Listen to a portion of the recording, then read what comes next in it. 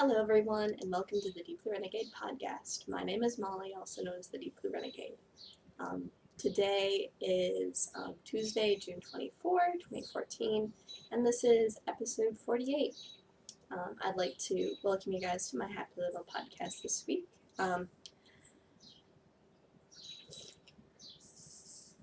drank a little bit of coffee. This is actually my second cup for the day. I have not had nearly enough coffee. And this will actually be the last time I record on my front porch. So I am going to be driving down to Texas Friday of this week, and hopefully at some point I will figure out what apartment number I'm living in.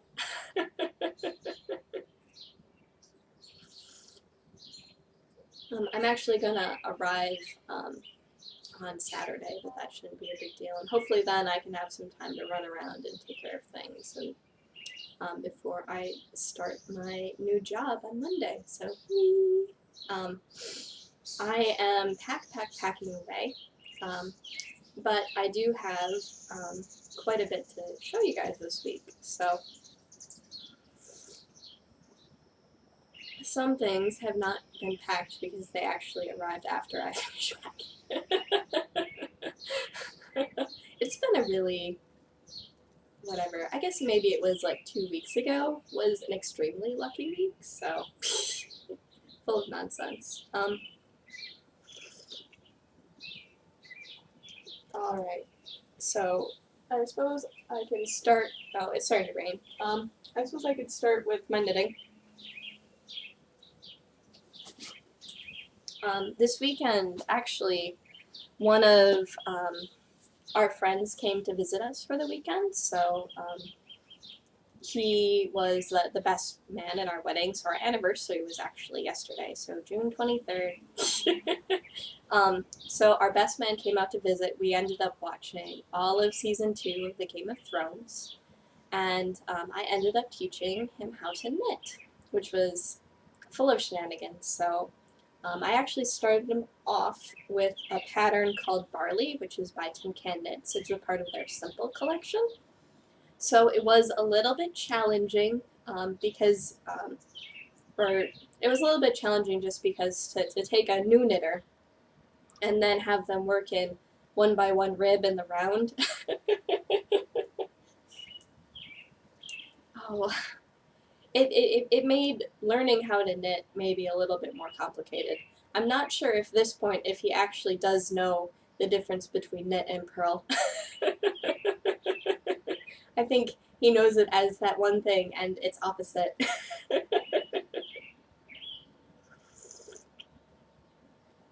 And he had almost gotten to the part where to do the crown decreases, and then he ended up needing to leave. So hopefully he'll be able to work it out. I did show him how to work a decrease and stuff like that. But I would say the patterns themselves are very, very good. I haven't ever knit a Tin Can Knits pattern before, but based on reputation alone, I knew that the Simple collection would be a good way to start someone off.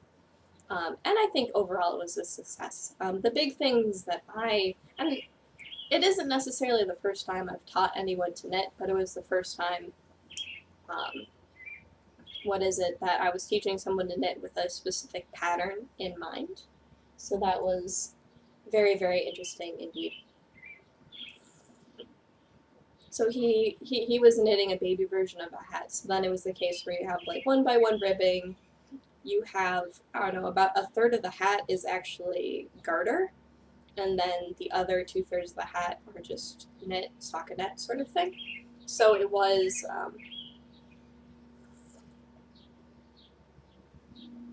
what would you say? So it ended up giving him a chance to do knits and purls and stuff like that without necessarily having to have him unnecessarily prejudiced against knit or unnecessarily prejudiced against purling.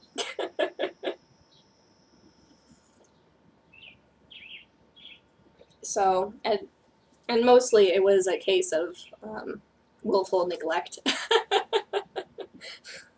Is that if I didn't pay attention to him, he would eventually figure out how to fix it. And actually, I can't even work on this stupid project. So what I had been working on while watching season 2 of the Game of Thrones was the Walk on the Newham, and this guy is a beast. I have it on 2 of my circulars connected together right now, just because that was what ended up making sense. I just have like yarn all over the place here. So, what would be the best way to show you guys? So I just started to incorporate the green, and I actually ended up ripping back quite a bit last night. I was trying to find the best way to use the gray effectively. So then this is the center panel here, and you can see to a certain extent how much I have done at this point. So we're talking, and I do actually need to rip back the last row. I had somehow, it's been sort of veiny and dark, and so I needed a little bit more contrast to tell the difference between the green and the gray, and as a result, I have a couple of screw-ups in the pattern right now, so I'm just going to have to start over again and be more careful. I also, since I ended up pulling it off the needles, going around picking up the stitches and then frogging it, back to, what is it, row 100 of the chart, I think. Yeah, I ended up having to go back to row 100 of the chart because I was trying to find a good way to sort of transition, because I only have about 20 grams of the gray left. I ended up using 40 grams in the building of, or I used about 40 grams or 40 or 50 grams from the, using the gray as the contrast color and the maroon as the main color. And I have about 100 grams of the maroon in it already, I believe. I think I had a little over 150 grams when I started of the maroon. So I need to, I was trying to think of the best way in order to transition, and I really just couldn't use the gray as a main color at all.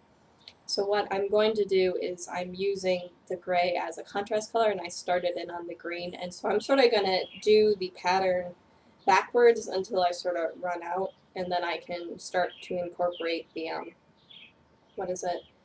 and then I can just start to incorporate the maroon as the contrast color, and I can continue working away on the pattern. Which probably means that my ruffle is going to be green in this shawl, but whatever. Like, I really just didn't really have very much of a plan, so now that I'm at this point where I need to sort of make up the plan as I go, whatever. So I'm at 49% right now. I have no clue at this point if I'm going to be able to actually use the full 307 grams, but I don't know. I'm just making stuff up as I go. So it is coming along nicely. It is exactly what I want to work on. It's very mindless. I'm not sure how much time I'm going to get to have to work on it this week, but I ended up having quite a bit of time this week in order to do it, so I ended up getting 10% done this week with all of that movie, or whatever, the Game of Thrones marathon, so.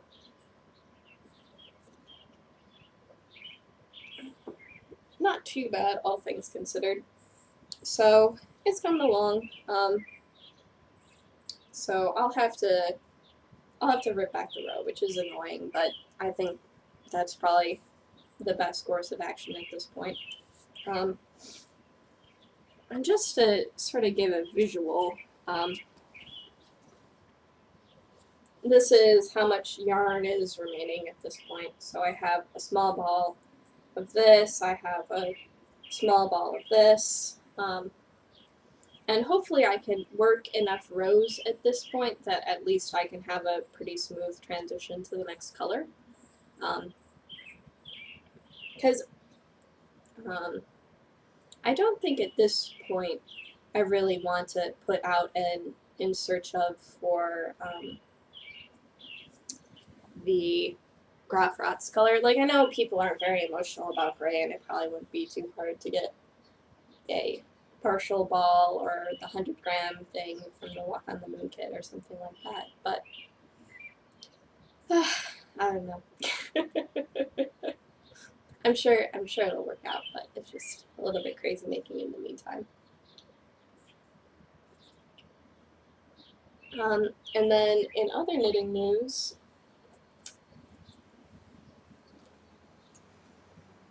I did end up reknitting the toe on the, oops, I have all of my double points stuck in this. I ended up reknitting the toe of the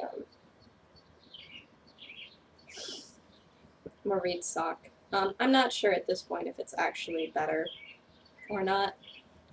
If I'm going to do any modifications, I will do it at the end of the second sock, and if I need to rip this back again. As you can tell, I have a certain amount of tail here. So if I need to rip back to like way back here and then just make it a more normal toe shaping and then go from there, I'm not sure. But, oops, sorry about that. Okay, so I'll have to edit some of that out. My neighbor went into her, new to her car, and the car alarm went off, which was sort of annoying. But, yeah. So as you can tell, since I have the double points on this sock, I will not, or I haven't started the second one yet, but I will soon. The yarn's out, the book's out, everything's, excuse me, ready to go. It's just a matter of, whatever, beginning. So it hasn't really been what I wanted to work on. So I was thinking about casting on and doing knitting one by one ribbing in the round in sympathy with whatever a friend I taught in it, but whatever, it isn't the end of the world. So that is that. So nice to have it done with. I don't know if my husband is entirely excited about the fit at this point, but I'm not going to rip back again. Unless I find a better way, and then I'll rip back. But get some more coffee down. Jeez Louise, it's a very tired day today. So on the spinning front, what I don't have to show you guys was that I did end up cleaning some more fleece last week. I ended up cleaning up enough so that I could sell some to Joy-D. And then I had about 4 ounces extra because apparently my guesstimation skills are... I ended up cleaning 12 ounces of fleece instead of 10, but that isn't necessarily a big deal. And it really is a very low grease fleece. I think I ended up having 15% difference, or when I weighed everything together, it was 5 ounces less than what it was originally. So, so that was pretty nice there. I ended up taking all of the wet fleece, draining it, squeezing the water out, and then drying it. So I will have to clean the rest of the fleece, but it will not be now.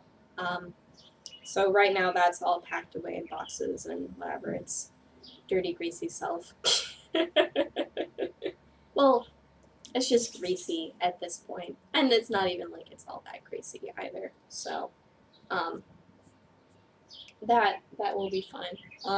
And if it ends up fitting, I'll include the washing tubs. If it doesn't end up fitting, then I will have to wait a little while to finish scouring the fleece. I think the short answer is I was toying with the idea of using the suet method, but there just isn't enough grease in that fleece in order to make it work. You need a very greasy fleece in order to start a suet thing, and then you can put in less greasy fleeces into whatever, the gross, disgusting water. That apparently stinks like a barnyard, like, yeah. And I can't imagine that I will try it in the future because, let's face it, a fleece is a lot of wool. So there is about 44 ounces left for me, plus I think another 4, which brings me up to 48, which is plenty of fleece. But not so ridiculous that I wouldn't be able to make something interesting with it. So I think that's probably enough fleece for a sweater and a shawl or something like that.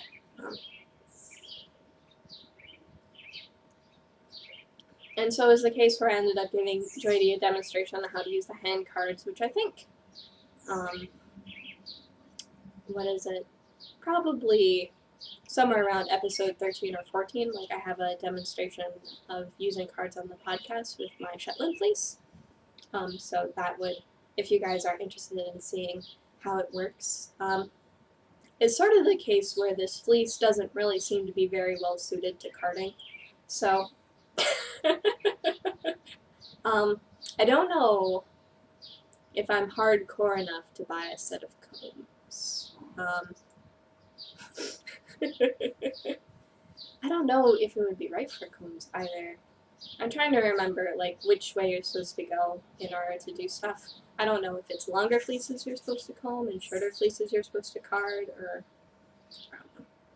But I think that if I end up flicking it and then spinning from whatever tip to cut end, that it'll actually be really nice. The only sad thing is that based on how I ended up putting it in the water, I really lost a lot of the lock structure. So while you can find the tips and the ends and stuff like that, it's definitely a bit more of a scavenger hunt. So, oh well. In other spinning news, I did some more, or what is it? So I finished my singles of the nest fiber, and oh my goodness, this is absolutely, totally, hopelessly divine. So this is the first half. It is, I didn't weigh it. I'm not sure how much I actually have. I don't know how evenly I ended up splitting the braid when I ended up splitting it in half. It is incredibly soft and incredibly lovely. I've never spun singles so wonderful before.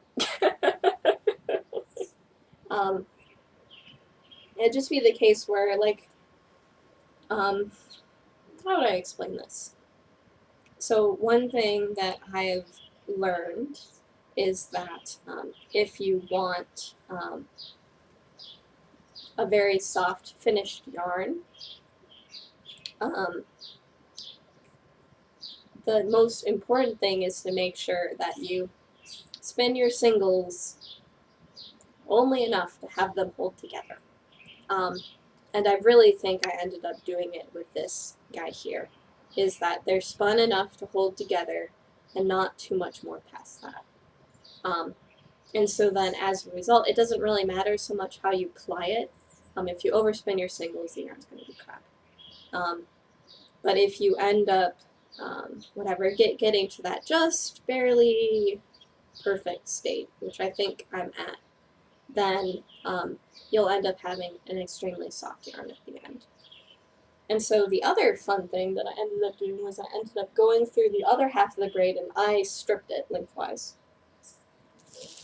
So I ended up creating 7 little balls, and I've spun most of 2 at this point. So I had just ended up doing them end to end, and I'm not entirely sure how I managed to get an odd number, but whatever. That was the way the fiber ended up wanting to divide, so we'll just go with it. And then I have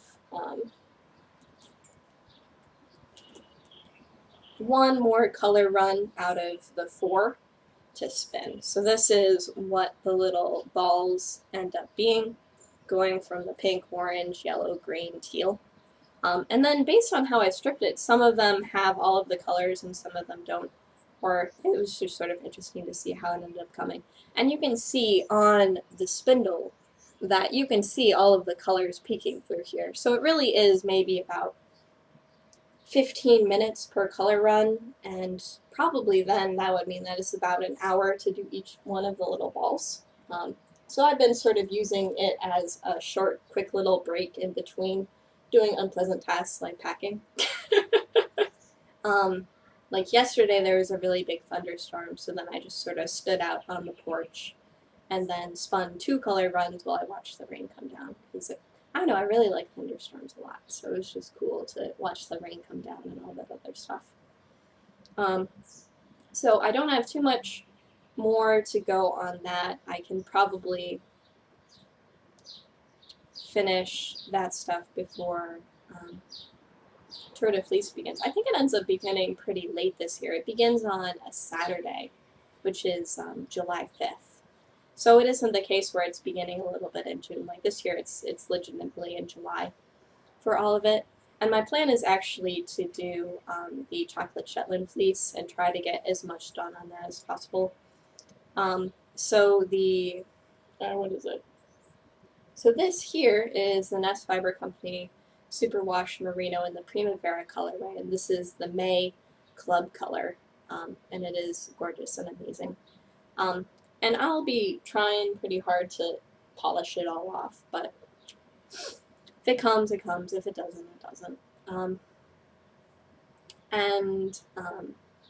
not quite sure what weight it's going to end up being. I had intended to do like a sport weight or something like that, but it's just spinning the way it wants to spin. It's a little bit challenging with the thinner stuff to get it at the same weight as the spinning from the whole, like whatever, the whole half of the braid, because I ended up splitting it long way, so I ended up splitting it in half this way as opposed to stripping it.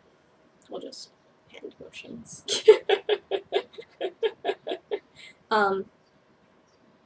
So what is it? So it's definitely maybe a little bit interesting in order to do that, but it's sort of the case where I'm just sort of letting it go and drafting away. And we'll see how it ends up going. It looks like it's probably pretty close. It's just probably an exercise in mindfulness as to, what is it? Trying to make sure that I'm at least coming in the ballpark, since effectively the prep is very different, being from the big chunk versus the small braids, or the small chunks.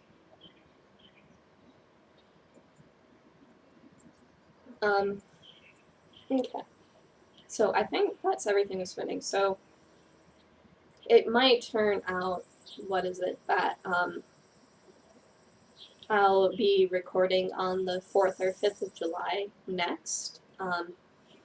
Who knows, I might be able to pull out and be able to do a recording on July 1st. I'm just not going to commit to anything at this point. That'll actually be my first full day of work, so.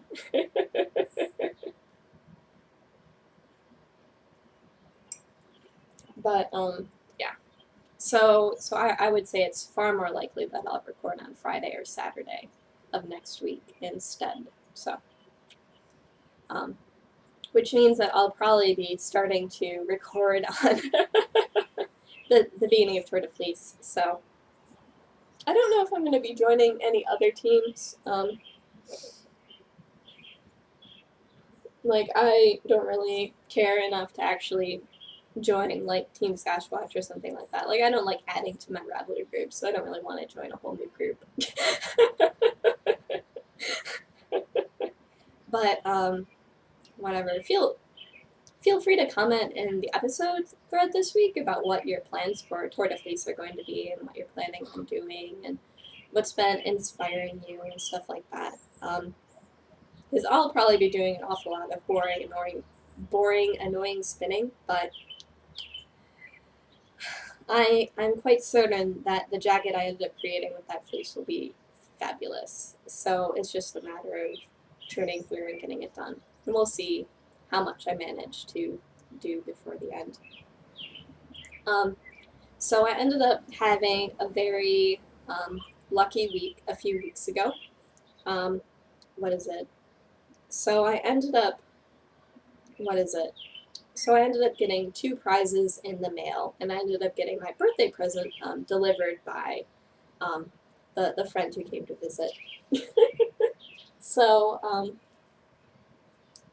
what is it? So, let me show you the first thing.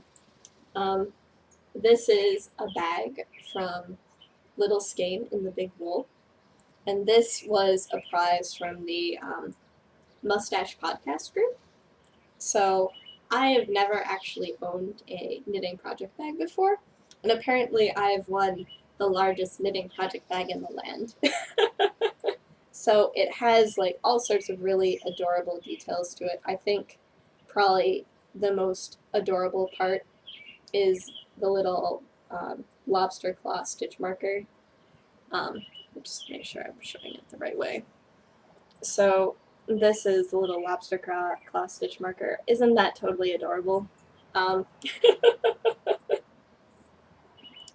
So it has like the zipper pull, little place to stick stitch markers, the custom fabric with the knit stitches and the rabbits, and then on the inside it has, I don't know if they ended up showing on the podcast, but on the inside it has all like this yellow polka dot fabric, but it has little man on the moons on each, or drawn into them in little stars. So it is incredibly adorable. At the moment, I don't really have enough yarn to actually carry around a sweater project. I suppose I am working on a sweater right now, but I haven't really worked on it this week, so.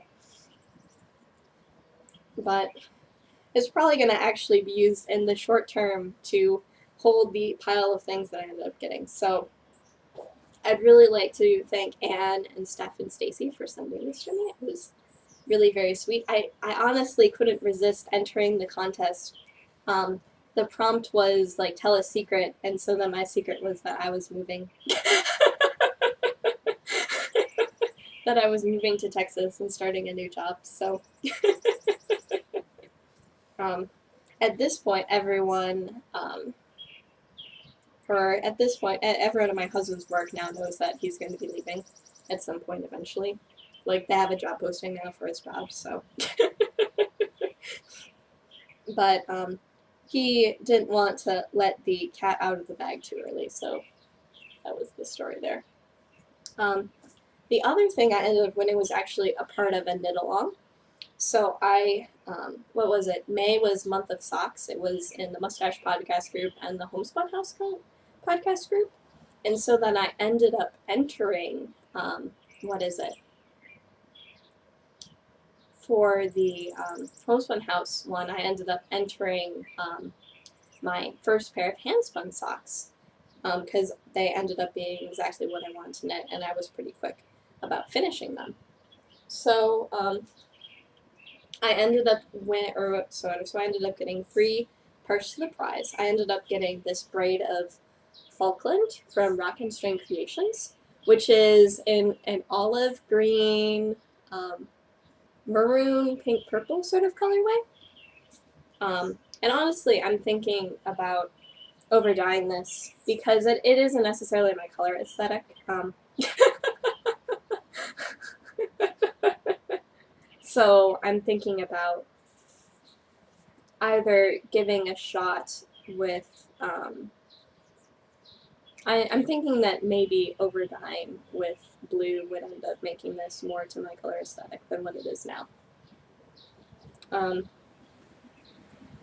also, as a part of that prize, I ended up getting a sample of the Tuft Woolens sock soap. So this is in the Mossy Woods scent.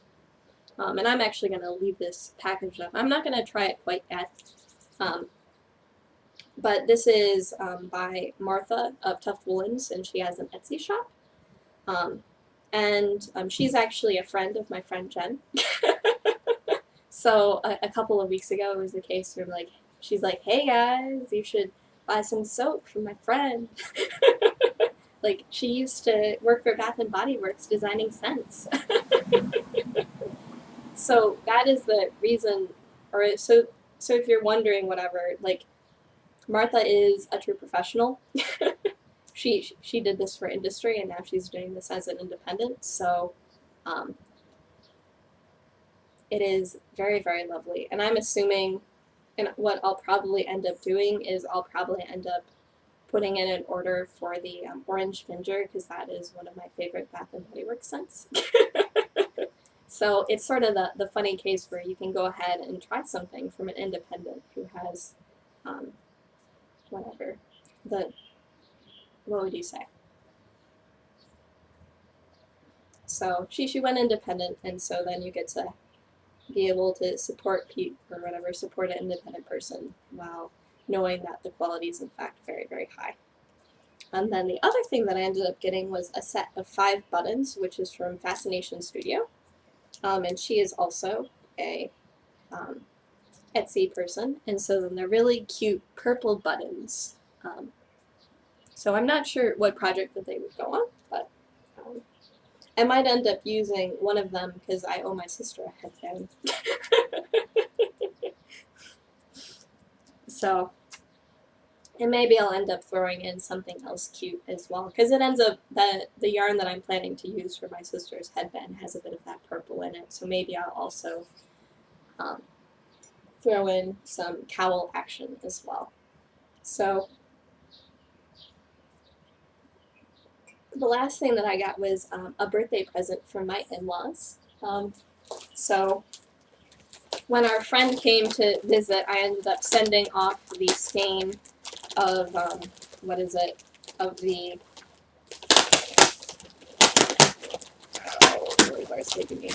the merino silk braid that I ended up spinning for my mother-in-law, Joni. I sent that off. Now you're getting the full Woolmisa package experience. So, so I had sent off that skein with her. I'd also sent back the loom. Oh, that's what I forgot.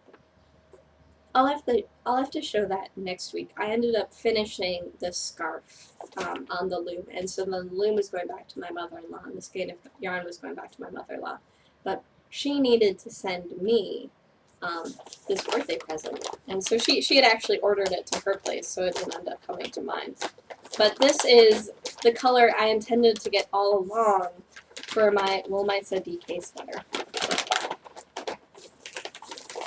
So what I intended to get all along was Mouse Young, which is a bluish gray.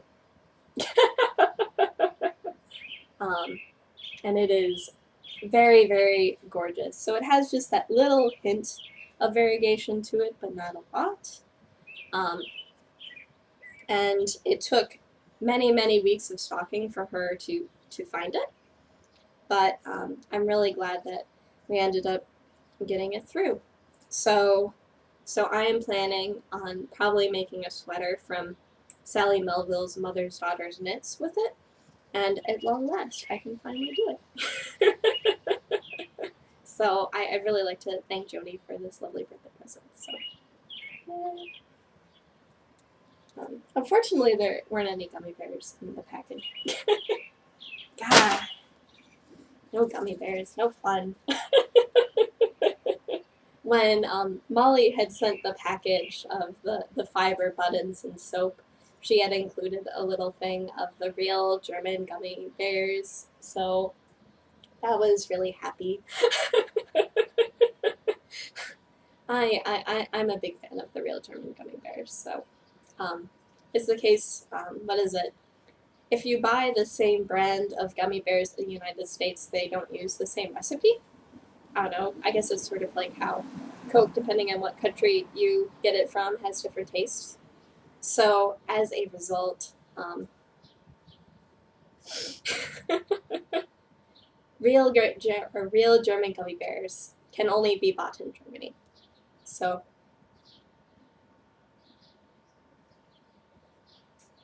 and now I'm out of coffee, but that is the end of the world. So, no real German gummy bears. Oh well. So, is there anything else I want to talk about? So I've talked about the recording schedule. I'm going to be recording again on the 4th or the 5th of July. Hard to believe that June is very nearly over.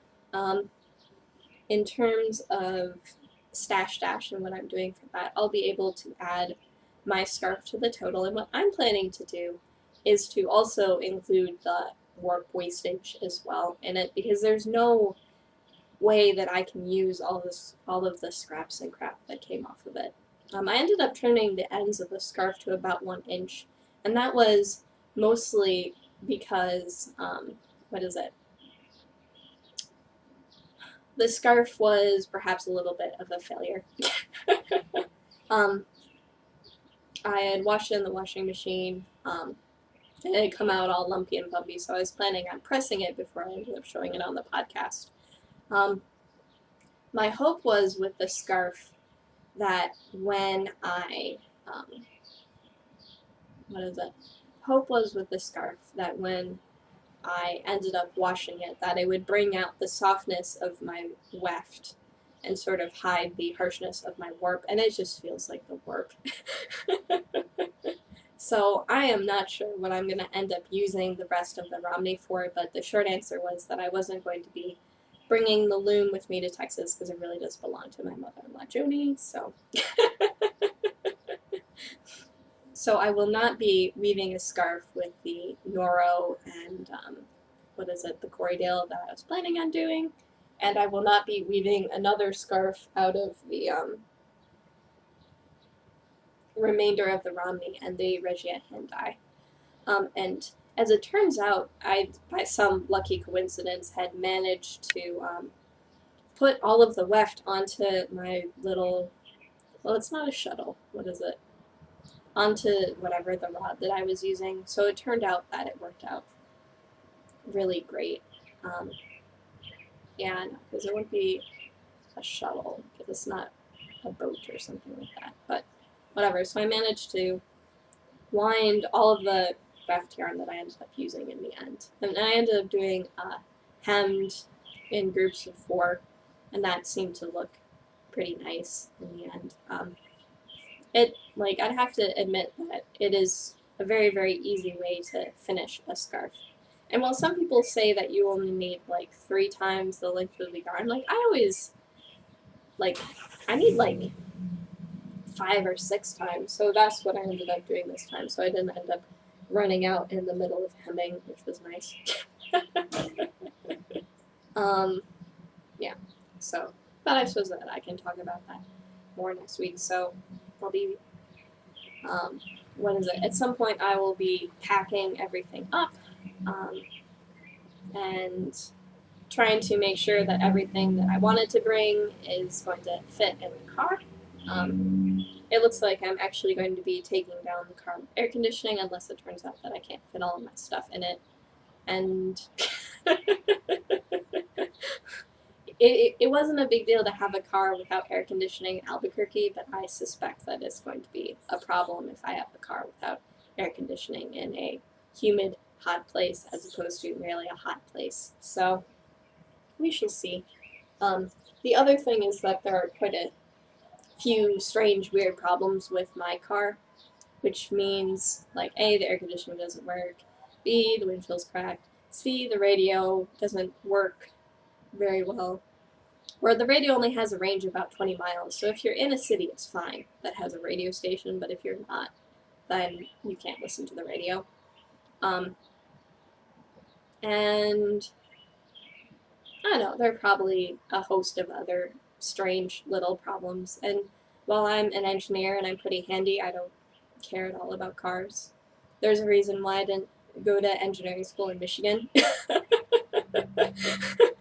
I never wanted to be an automotive engineer.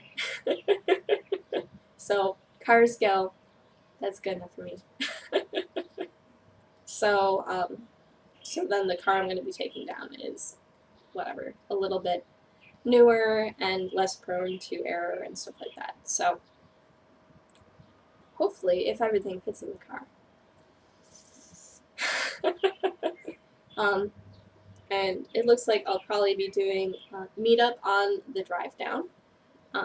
So that will be a tremendous amount of fun, and I'll be able to talk about that on the next podcast. What else?